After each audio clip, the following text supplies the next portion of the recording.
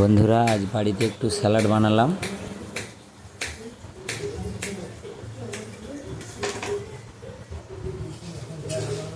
তোমরা দেখে বলবে যে স্যালাডটা কেমন হয়েছে। তো অনেকদিন পর বানাচ্ছি, মাঝে সাঝে বানাই। এবার টমেটোর গোলাপটা বানাচ্ছি, তোমরাও বানাতে পারবে বাড়িতে।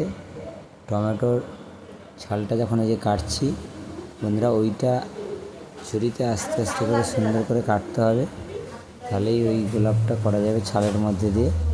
নাহলে ওইটা যদি কেটে যায় মাঝপথে তাহলে হবে না।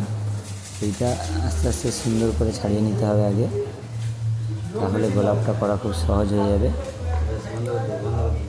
এবার আমি গোলাপটা বানাচ্ছি, দেখো বন্ধুরা কেমন হয়।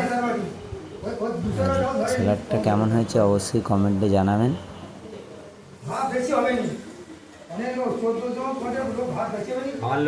এবার দেখুন বন্ধুরা কেমন লাগছে, অবশ্যই কমেন্টে জানাবেন যে স্যালাডটা কেমন লাগলো আপনাদের।